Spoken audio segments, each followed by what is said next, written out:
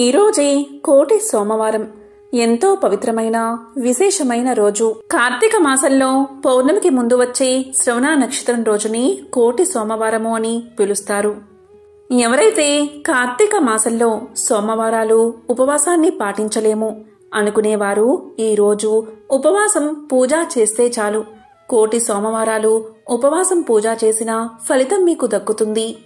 మరి ఎంతో పవిత్రమైన విశేషమైన ఈ రోజు ఈ కథలను విన్నా, చదివినా, చెప్పినా, వినిపించినా ఆ శివకేశవుల అనుగ్రహం మీకు దక్కుతుంది. మరి ఈ రోజు తప్పకుండా వినాల్సిన కథ ఏంటి అంటే అదే సుదర్శన చక్రం కథ. సుదర్శన చక్రం శ్రీ మహావిష్ణువు యొక్క ఆయుధం. మహావిష్ణువు కుడి చేతిలో సుదర్శన చక్రాన్ని పట్టుకుంటాడు. మిగిలిన 3 చేతులతో శంఖం, గద, పద్మాన్ని ధరిస్తాడు. శ్రీ మహావిష్ణువు సుదర్శన చక్రంతో అనేక మంది రాక్షసులను సంహరించాడు. సుదర్శన చక్రం తేజస్సుకి చిహ్నం.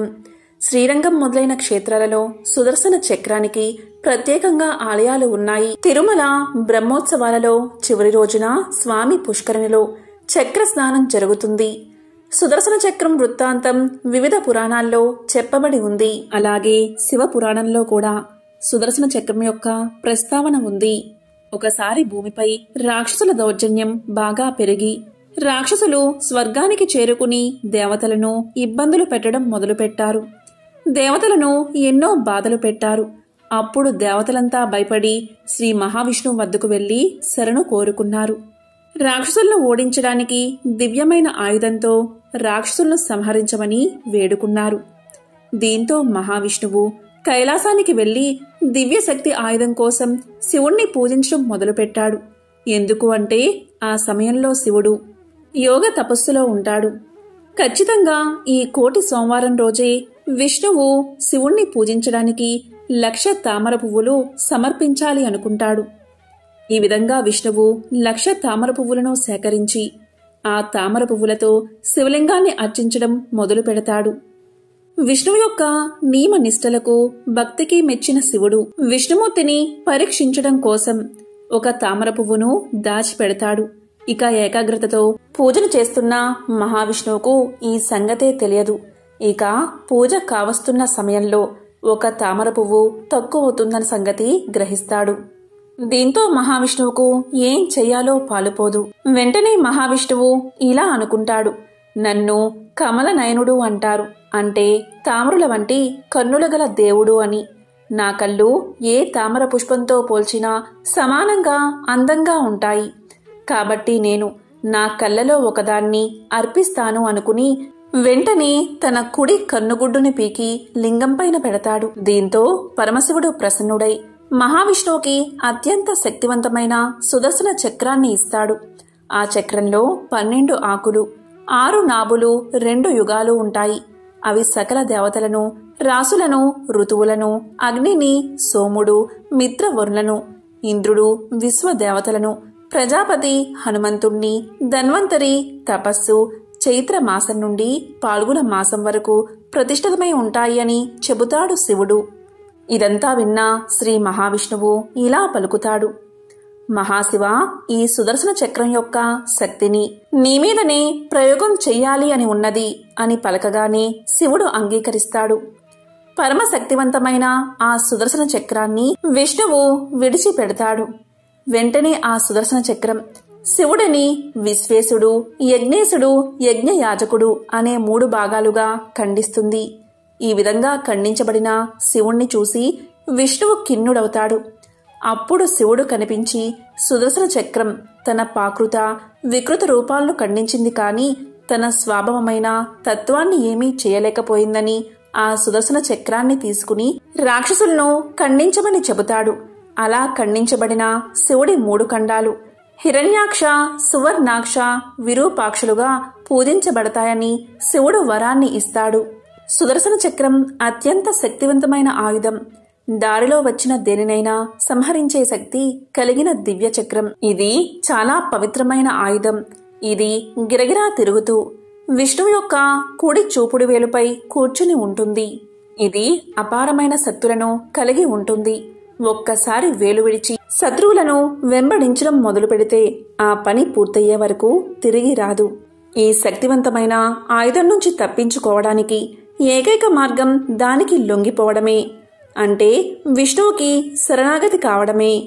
శిశుపాలుడు రాజసభలో తనను నిష్కారణంగా నిందిస్తుంటే 100 అపరాధాలు దాటేదాకా వేచి ఉన్న శ్రీకృష్ణుడు తన సుదర్శనాన్ని ప్రయోగించి అక్కడికక్కడే అతగాడి శిరస్సు ఖండించాడని సభాపర్వంలో కనిపిస్తుంది. భాగవత పురాణంలో కరిని మకర నుంచి రక్షించి గజేంద్ర మోక్షం కలిగించడానికి హరివాడిన ఆయుధం సుదర్శనమే.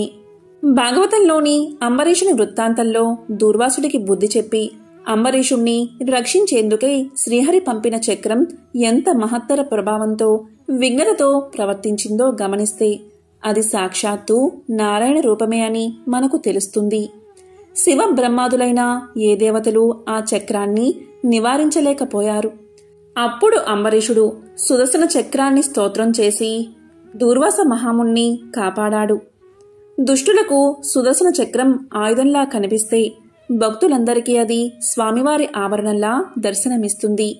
సృష్టి క్రమం దోషదూషితం కాకుండా ఈ చక్రం కాపాడుతుంది అనేది యోగుల విశ్వాసం. శ్రీవారి చక్రం అజ్ఞాన అంధకారాన్ని పటాపంచలు చేసి జ్ఞాన కాంతులను ప్రసరింపచేస్తుంది. అందుకే దీనిని సుదర్శనము అంటారు.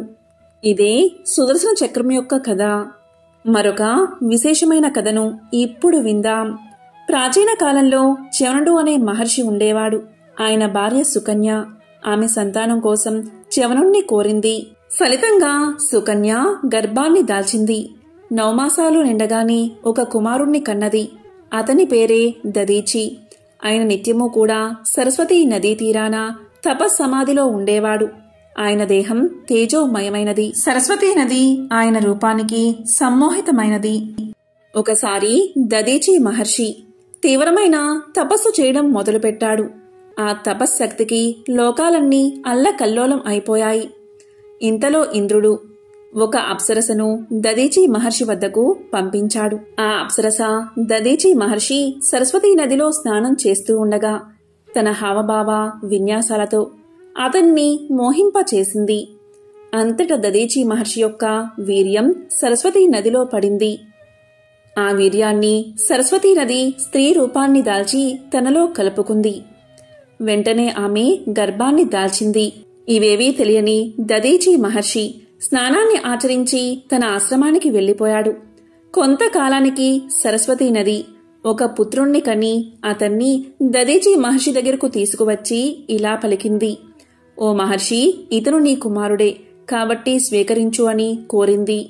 దీంతో దదీచి మహర్షి జరిగిందంతా తెలుసుకుని ఆ కుమారుణ్ణి తీసుకుని సారస్వతుడు అనే పేరు పెట్టి మళ్లీ సరస్వతికే ఇచ్చి పెంచమని చెప్పాడు. అంతేకాదు ఇలా అన్నాడు, ఇతను భవిష్యత్తులో రాగల క్షేమం నుండి మహాములను కాపాడతాడు అని చెప్పి తన కుమారుణ్ణి సరస్వతీ నదికి ఇచ్చి పెంచమని పంపాడు. ఇక సరస్వతీ నది ఆ కుమారుణ్ణి పెంచి పెద్దవాణ్ణి చేసింది.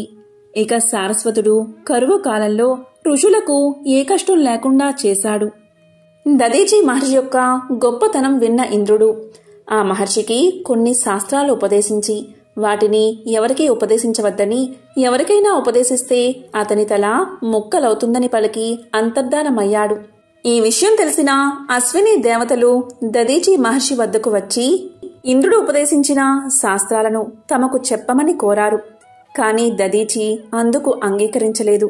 కాని అశ్విని దేవతలు మహర్షితో ఇలా పలికారు, మహర్షి, మీకు ఎలాంటి ఆపద కలగదు. దేవహితార్థం మీరు తప్పకుండా మాకు వాటిని ఉపదేశించాలి అని కోరారు. దాంతో దేవతల శ్రేయస్సుకై దదీచి మహర్షి అంగీకరించాడు.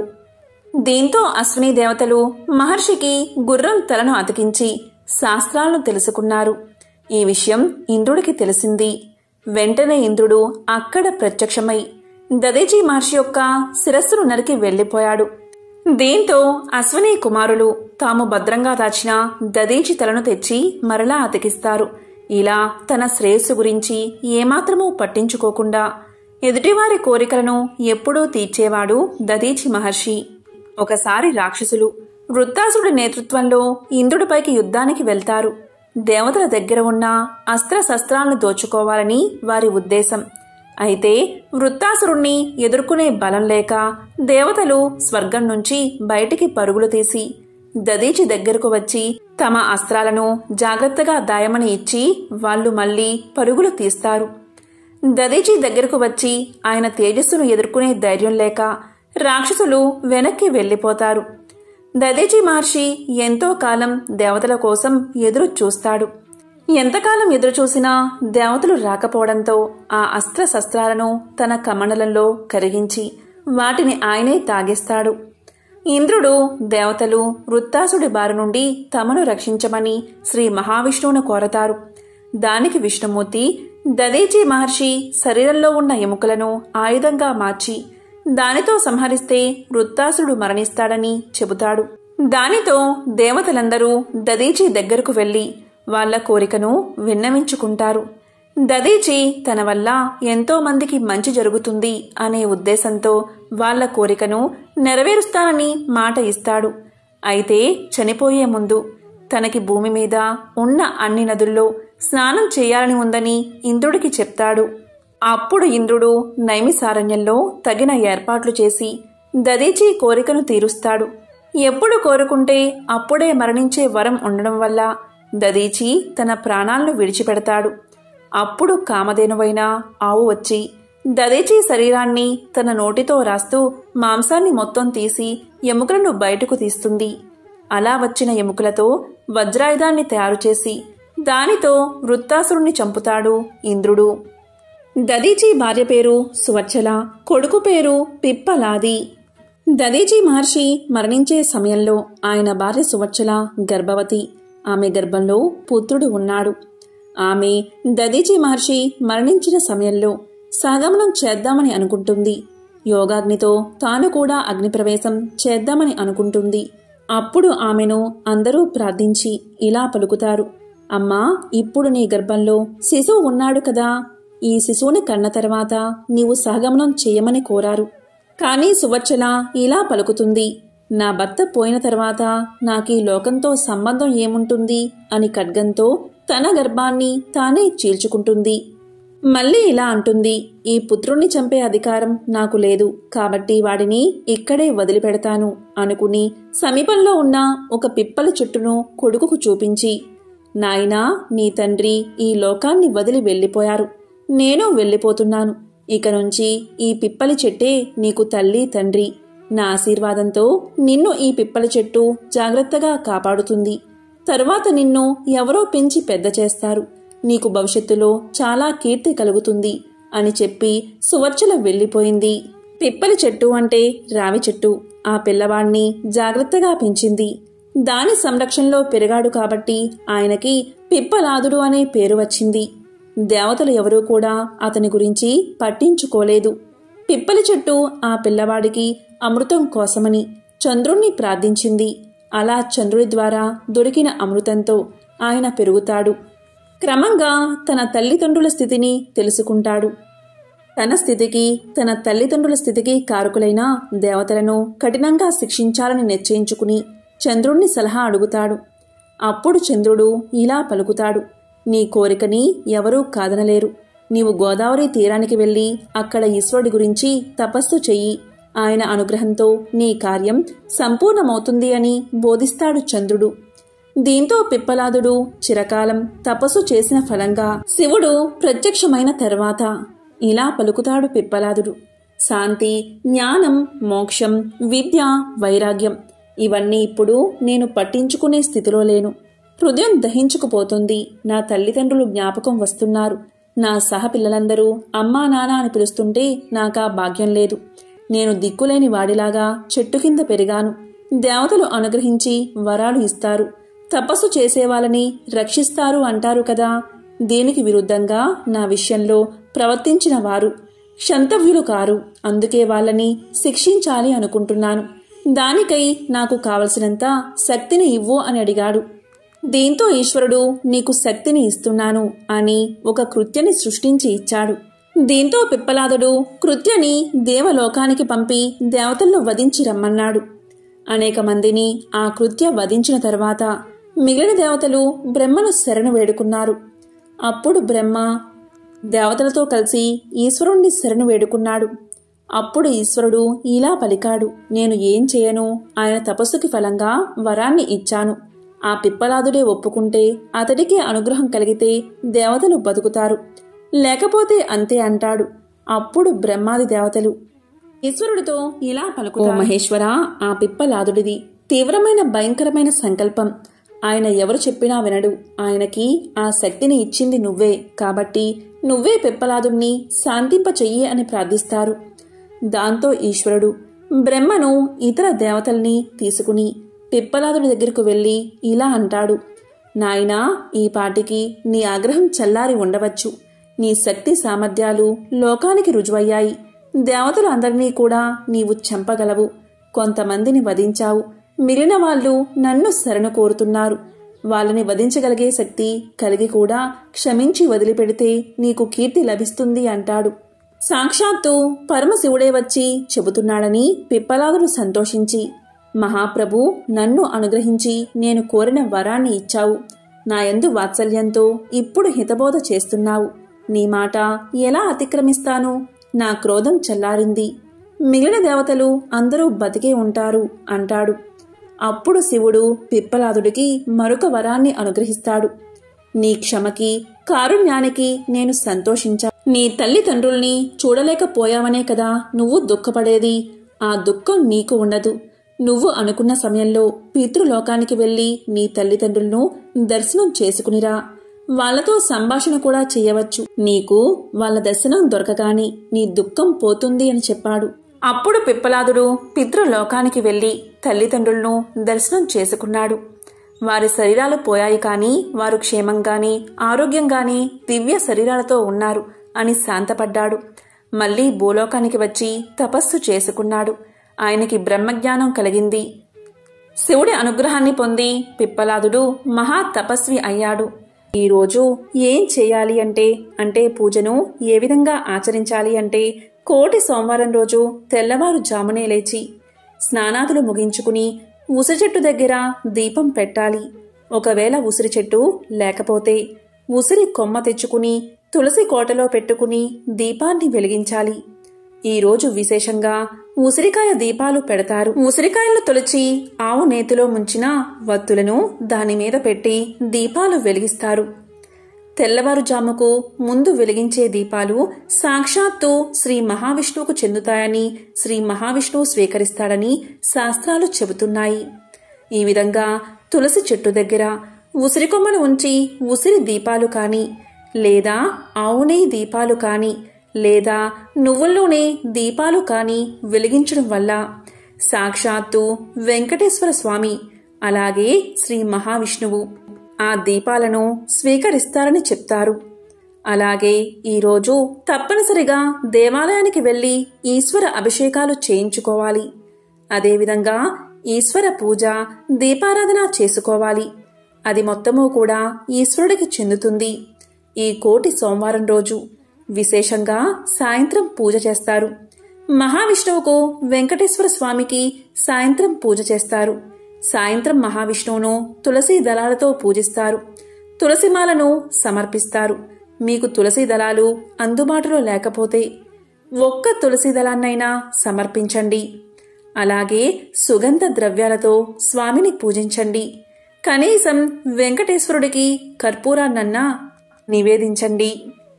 అదేవిధంగా వెంకటేశ్వరుడికి నైవేద్యంగా యాలకుల్ని సమర్పించండి. యాలకులు, పంచదార కలిపిన ప్రసాదాన్ని ఈ కోటి సోమవారం రోజున వెంకటేశ్వర స్వామికి ప్రసాదంగా సమర్పిస్తే చాలు. ఆ స్వామి కరుణించి మీ బాధలు తొలగిస్తాడు. ఈరోజు ప్రత్యేకంగా వెంకటేశ్వరుడికి ఆవు నెయ్యితో దీపాన్ని వెలిగించండి. చాలామంది ఉసిరి దీపాలు లేదా పిండి దీపాలు ఈ రోజున వెలిగించుకుంటారు. ఈ కోటి సోమవారం రోజున మీకు తోచింది పంచి పెట్టండి. ఈరోజు వీలైతే ఉపవాసం చేయండి. ఈరోజు ఉపవాసం చేస్తే చాలు, కోటి సోమవారాలు ఉపవాసం చేసిన ఫలితం మీకు దక్కుతుంది. ఈరోజు మీకు వీలైతే దానంగా పసుపు, కుంకుమ, పళ్ళు, తాంబూలం ఏదైనా సరే దానంగా ఇస్తే చాలు. విశేష పుణ్య ఫలితం మీకు దక్కుతుంది. మామూలు రోజుల్లో కంటే ఈ రోజు చేసే ఏ కార్యమైనా కోటి సోమవారాల ఫలితాన్ని ఇస్తుంది. ప్రత్యేకించి ఈరోజు ఉసిరి దీపాలు పెట్టాలి అనుకునేవారు ఈ కోటి సోమవారం రోజు ఉసిరి దీపాలు పెట్టుకుంటే చాలా మంచిది. ఎందుకంటే ఈరోజు శ్రవణ నక్షత్రం ఉంది కాబట్టి శివకేశవులిద్దరినీ పూజించినట్లు అవుతుంది. శ్రవణ నక్షత్రం వెంకటేశ్వరుడి జన్మ నక్షత్రం. అలాగే సోమవారము అనేది శివుడికి సంబంధించింది. ఇది ఏ రోజొచ్చినా సరే శ్రవణ నక్షత్రంతో కలిసి వచ్చిన కార్తీక మాసంలో కోటి సోమవారం ఎంతో విశేషమైన పర్వదినం.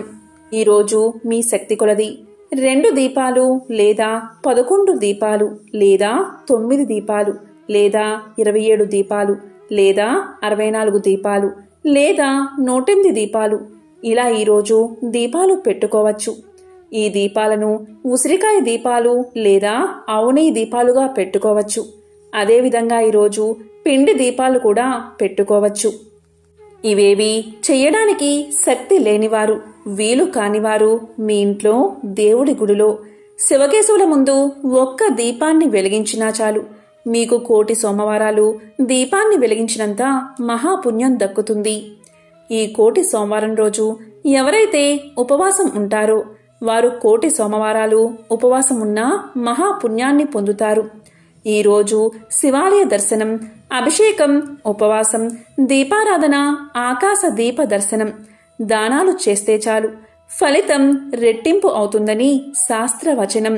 ఈరోజు శివాలయానికి వెళ్లి స్వామిని దర్శించి ఉపవాసం ఉండి సాయంత్రం ప్రదోష సమయంలో ఇంట్లో దీపారాధన చేసి పూజ ముగించుకుని మరలా శివాలయానికి వెళ్లి మరొకసారి శివుడి దర్శనం చేసుకోండి.